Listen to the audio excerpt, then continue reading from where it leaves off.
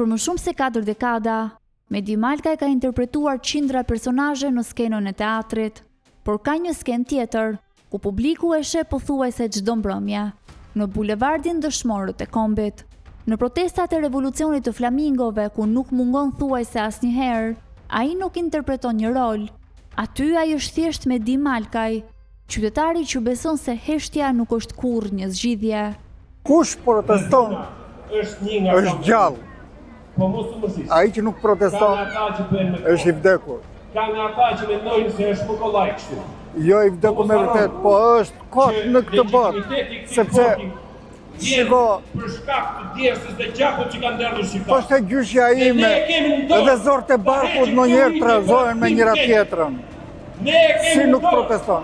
Po nuk protestoj, unë nuk protestoj për veten time. Unë protestoj edhe për ty, edhe për familjen time. Jam unë protestues. Dhe kështu do t'jem. Unë nuk mendoj se do heq ndonjëherë dorë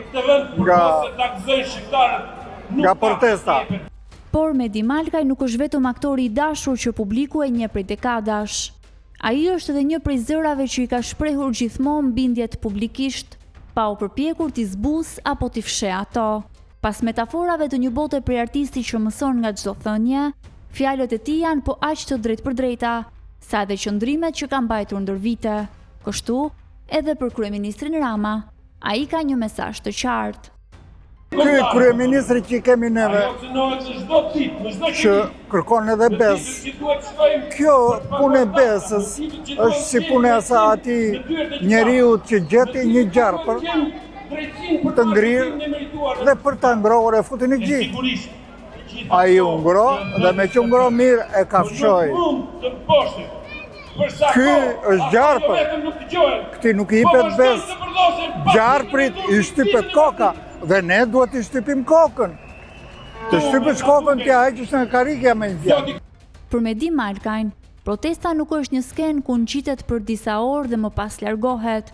Është vazhdimi i rrugës së përhershme, rrugës ku njeriu zgjedh të mos hesht, sepse për të, një qytetar mund të humbas shumë betejë, por nuk duhet të humbas kurrë zërin e tij.